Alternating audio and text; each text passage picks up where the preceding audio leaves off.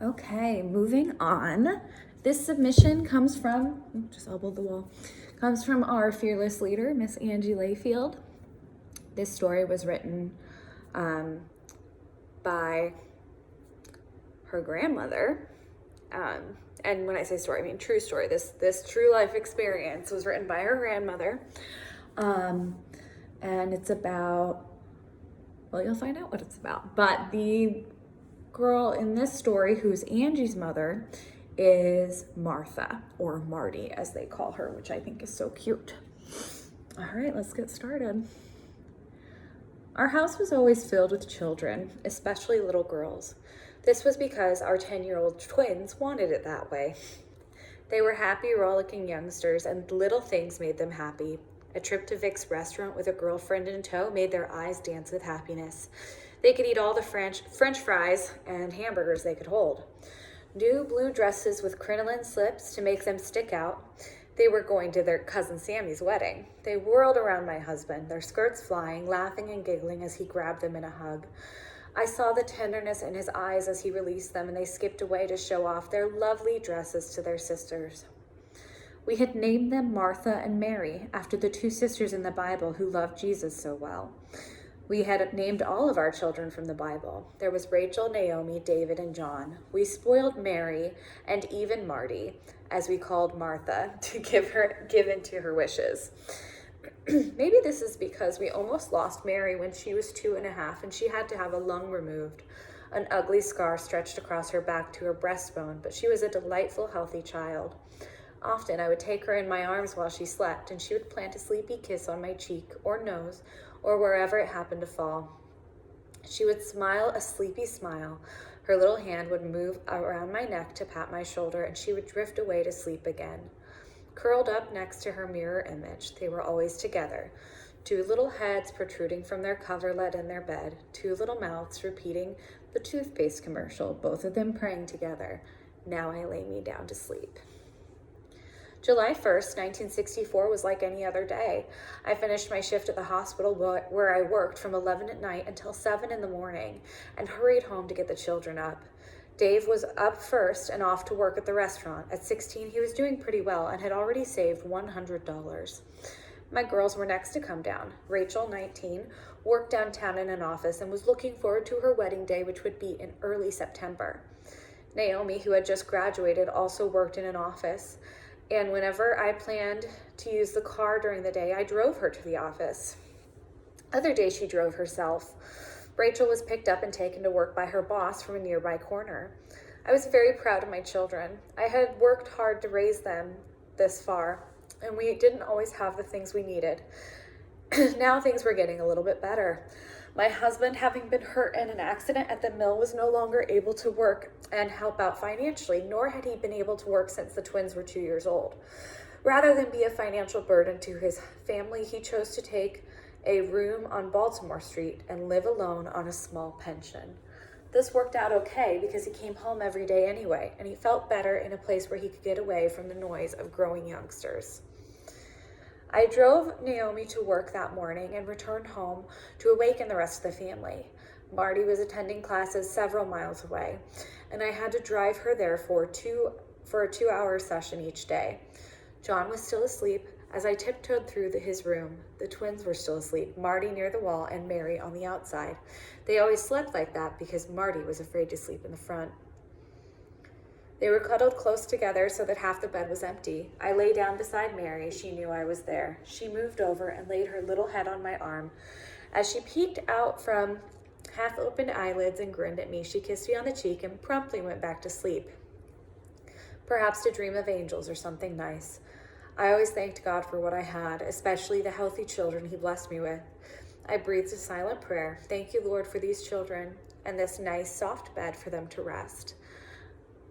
I must have dozed there with Mary on my arm because suddenly it was 9:15 and class was starting at 10 o'clock. Marty, I called softly, wake up, honey, don't forget class today. She didn't awaken, so I took her gently by the feet and pulled her down until I could lift her and set her sleepily on her feet. These girls of mine were 10, but small enough to wear size 7 dresses. I sent Marty off to the bathroom and pulled Mary on my lap. Wake up, sleepyhead, I said to her. Are you going to ride with us to school today? She wouldn't open her eyes, so I kissed her lids, playing a game we sometimes played. Then she smiled and growled sleepily, I don't want to get up. I'll just stay with John while you're gone, okay? I told her to crawl back in bed and sleep all you want. I saw that Marty was dressed and made toast for her, and then I awakened John. At 14, John was pretty dependable, and I knew he would stay with Mary until we returned. Marty and I drove to class. I waited in the car until class was over, and while I waited, I read in the paper that a child had been molested and murdered. On the way home, I felt the need to warn my little girl to stay away from strangers. Never, never go away with anyone you don't know, I said to my little Marty sitting beside me. Oh, I wouldn't, Mommy, she said. Me and Mary know better than that. We wouldn't take candy or anything either. We would just run away fast. I smiled down at her and drove on home. When I entered the house, I saw Mary and John were up, and I asked them, Now what shall we have for lunch? Mary squealed, Can we have hot dogs? Sure, baby, I answered. John went to the store for soda and cupcakes, so we had a party lunch. Mommy, we are going to be nurses when we grow up, Marty said, chomping down on a hot dog. Why, I asked tiredly over the bright, happy faces.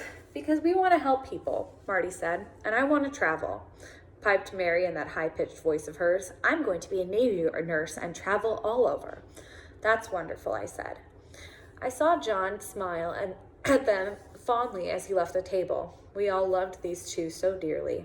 I vowed to myself, I will get the money somehow to send them to nursing school. I could already see identical twins receiving their caps. About then, Roseanne came to the door. She was their little friend from up the street. Roseanne sat down to wait while the twins finished eating. As I cleared the table and saw the three in a huddle, Oh boy, shouted Mary, can we go to Roseanne's house and swim in her pool? Can we, Mother? Please, Mommy? Marty begged. Oh, all right, I yawned. Mommy will take a nap until you get back. I'll sleep right here on the couch. When you come back in 2 hours, you can awaken me. These were hard days with these classes of Marty's. I hardly got any sleep at all. Oh well, I could probably catch a few winks even when the girls come home. They will keep an eye on the twins. Happily, they ran up the steps to get their bathing suits, Roseanne at their heels, and Peanut, their small brown mongrel, right behind them. Pretty soon they were back, one in pink and one in green. I smiled as I remembered the day we bought those suits. How, when their father and I took them to the store to buy their suits, they insisted on two just alike. Because we are twins, they told the clerk. The girl working in the store explained patiently that they were made just alike, but a different color. Since that was all we could get, we settled for the pink and green one. Here, Mommy, tie my string. Mary brought me out of my deep thoughts. As I reached out to tie the little green string behind her neck, I noticed again the ugly scar that slashed across her small body beneath her arm. I thought of the time she was just 2.5. Because of an abscess, the doctors had to remove her lung. How we prayed that God would let us keep our little girl. She pulled through the operation and now was healthy as could be. They kissed me quickly and went flying off with Roseanne. Soon, John went off to the pool at the park, and I was alone. I fell on the couch exhausted, and soon I was fast asleep. The alarm rang at 3:30, and I was up again, scurrying to get dinner ready by 5 o'clock when my crew came home. Soon after 3:30, the twins came in. Hi, Mommy, they called in unison. Can we stay at Roseanne's a little longer? We are having fun in her pool. I said, all right, if you're sure and you're not a bother to Roseanne's mother. We will stay in the yard, Mommy, they promised, and they ran back for more swimming. 5 o'clock came. Naomi called and said she would be working until 8:30. Rachel and David came home from work. John came home from the pool, and finally the twins came in and we ate dinner. Several boys came home with John. They were tinkering with a bike in the backyard while we ate our dinner. They talked through the fence about the boy next door. They talked through the fence with the boy next door. He was sanding a radio cabinet, getting it ready to refinish. As soon as dinner was over and the dishes cleared away, I thought of my bed and was so anxious to lie down for a few hours. The twins had changed back into their play clothes, and I noticed Mary had not put on her shoes. I carried the little black tennis shoes out into the yard. Put on your shoes, honey, I said. The boys were gone from the yard, and Mary was alone, snipping small blocks from a piece of foam rubber given to her by Elsie, the boy who lived next door. I noticed she was quite content, snipping away with a pair of old scissors from my kitchen. Mary, I said I'm going to lie down. Rachel will be watching you this evening. I noticed Marty was playing in the yard next door with Louise, Elsie's sister. They played together a lot, either in my house or the Cramblets next door. Mrs. Cramblett had a small organ, and they loved to hear her play. Sometimes she let the children play, and they were delighted. Now and then I would take them all for a ride or to the store with me. Mary kept on snipping at the blocks and without looking up answered, "Okay, Mommy." I went back into the house. Rachel was ironing in the kitchen. "Please keep an eye on the twins for me now," I said. And she said, "Why don't you get some sleep?" Then I went upstairs, bathed, and fell across the bed, thankful that Rachel was home and I could get a little rest before I had to return to the hospital at 11 o'clock. It was 7:15. The alarm went off at 9 o'clock, and I jumped up quickly, washed my face, and went downstairs. Rachel was in her room. Naomi had just came in from work, and Dave, John, and Marty were watching TV in our living room. Immediately, I knew someone was missing. "Where is Mary?" I asked. "I don't know, Mother," they all said. "She's probably playing with her girlfriend. I did see Roseanne out in the yard a few minutes ago," David said, looking up from the TV. I looked out the front door and out the back door. It would be dark in another 15 minutes, and surely they would be in by then. Both twins knew they couldn't stay out when it began to get dark. I made a cup of coffee and took the pins out of my long brown hair. As my hair fell around my shoulders, an uneasiness crept over me. "Johnny," I said quietly, "go up to Roseanne's and see if Mary is there. If she is not there, stop at Sarah Jane's and Wanda's and keep looking until you find her." Just then I heard a fire engine siren wail, and fire engines flew past the house and on up the street.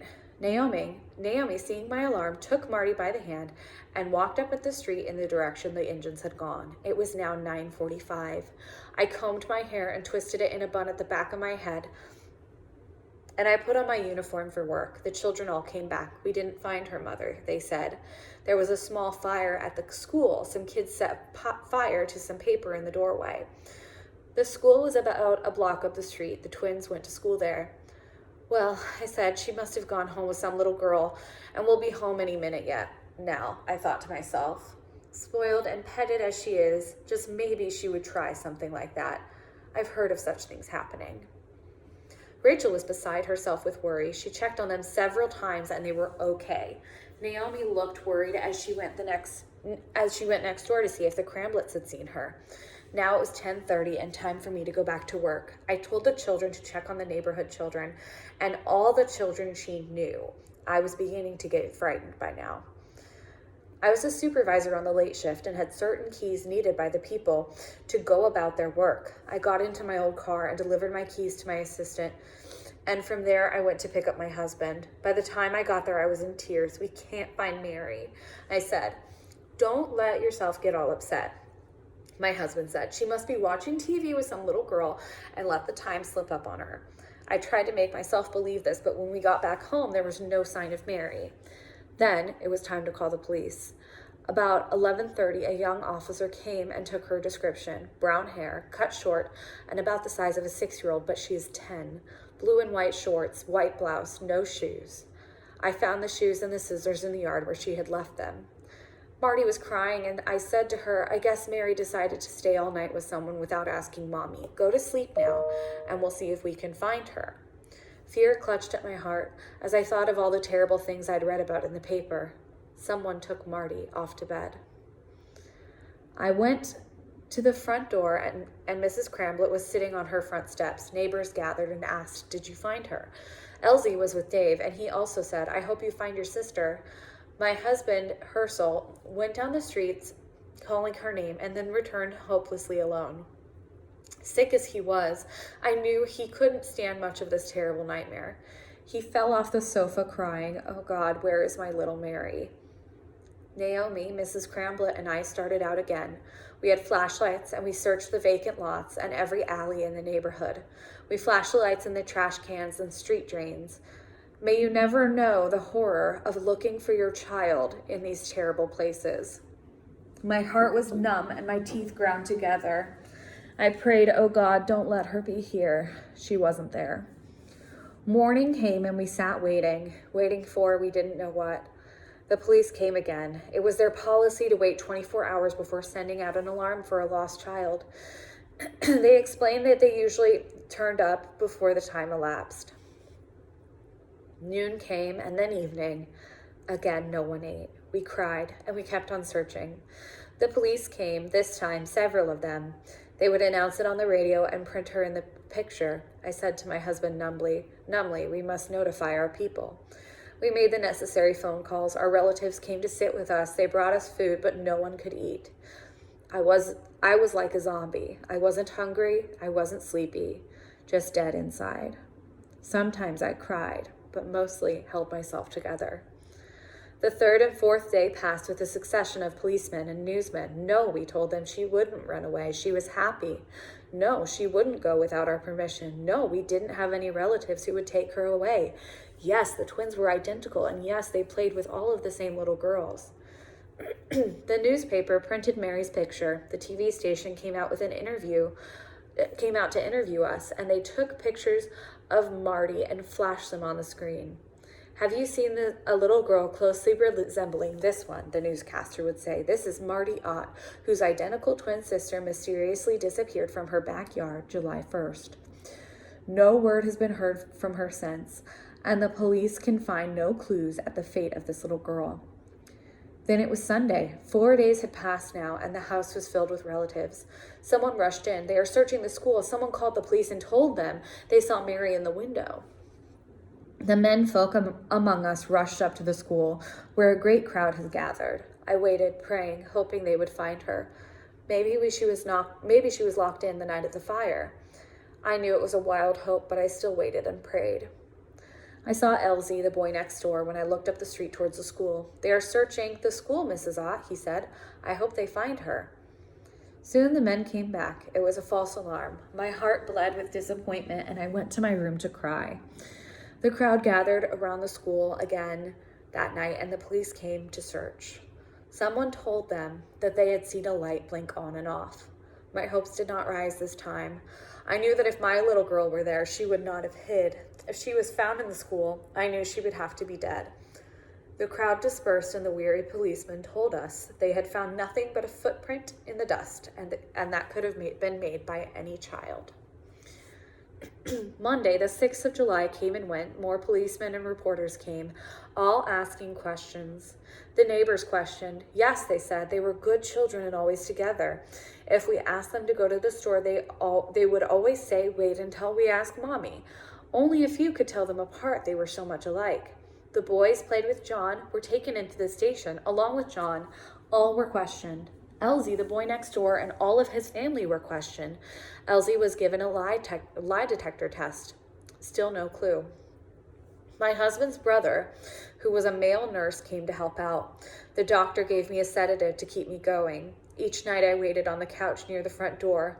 I left the door ajar, thinking whoever took Mary might bring her back in the middle of the night so as not to be caught. Herschel, my husband, kept telling me, no one could hurt a sweet, innocent thing like Mary. Someone just fell in love with her and took her away for a while. As soon as she can get a phone, she will call us. I listened to this and also to the officers when they said she's not dead or we would have found her by this time. But I was silent, and I thought of the missing children I had read about in the papers. I thought of the Chesapeake Bay. I thought of a place nicknamed Stinky River, not far from where the boys played and hobos hung out. I thought of the woods and the fields and all of the places a little body could be hidden, maybe forever. Mary was gone for a week when the call came. Matt, my brother-in-law, answered the phone. A woman's voice in a southern accent drawled, "We have Mary, and she is fine. If you want her back, get $20,000. The longer you wait, the more it will cost. I will call again in half an hour." Then she hung up. I was sitting near the phone and heard this conversation. We were overcome with joy, for now we had heard from our daughter. They had said she was all right. Within half an hour, our house was overrun by plainclothes policemen and FBI. The phone was tapped and waiting, hoping to trace the next call. Within 40 minutes, another call came, but the caller quickly hung up without giving any more information. Perhaps he realized the phone had been tapped. Finally, the officers left, and we tried to find a way to raise $20,000 when we didn't even have $100 in cash. Are we going to get Mary back? Marty asked, whimpering. I hope they treat her nice, don't you, Mommy? Tears came then as I gathered my lonely little girl to me. I said, I hope so, sweetie, but we must pray hard, so these people will have to bring her back. The doubt started gnawing at me. Why would somebody want to kidnap a child from a neighborhood like this where people worked hard and had little money? Surely, no one would be mean enough to make a call like this as a prank. Hope and doubt switched on and off in me like day and night. The children returned to their jobs, but I could not return to mine. My husband took medication and slept. Rachel and Naomi tossed and turned and walked the floor, and I kept my lonely vigil by the door. Sometimes I would doze and dream. Once I dreamt I came into a large crowd of people.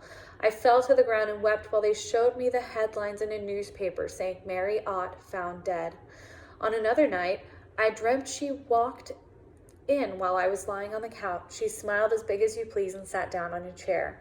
I remembered the feeling of that dream for days. The headlines screamed on Thursday evening, $20,000 ransom asked for South Baltimore girl. I was shocked to see the papers had found out about the telephone call and had plastered it all over the front pages. What would happen to Mary now? The police took Herschel down for a polygraph test. They took Matt and Dave and John for a test too. They tested John's boyfriends. The police in West Virginia questioned my husband's relatives. The police in Pennsylvania questioned my relatives who lived in Hanover and Glen Rock. My brother came down and offered to help with the ransom, and a local factory called and said they would take up collections to raise the money. People were kind while others were vicious. Letters came telling us they had Mary tied up doing all manner of evil things to her. Sunday, almost 2 weeks after Mary disappeared, help came in the form of George P. Mahoney. This man was preparing for bed at 10 o'clock Sunday night. He picked up the paper and saw the headlines asking for ransom money. Mr. Mahoney dressed himself and drove to our house, which was 20 miles away, and offered to put up the ransom money. Mr. Mahoney was widely known and a highly respected politician. He had run for governor but had lost by just a few votes. He was also a self-made man, having pulled himself up by his own hard work. I think he understood our sad plight even better. I talked to him that first night, for I couldn't imagine why this wealthy man would want to help ordinary people like us, knowing that we could do nothing for him in return. In the trying and terrible days that followed, we found that here was a politician with a heart. He visited us daily with encouragement and words of wisdom and strength. All right, I'm going to stop there, actually. This is a very long story. There's quite a bit more to it. There's quite a bit more to it, and I don't have very many submissions for tomorrow, so I think tomorrow we're going to finish this story up. To give you a hint, the length of it is 36 pages, and we are ending on page 12. So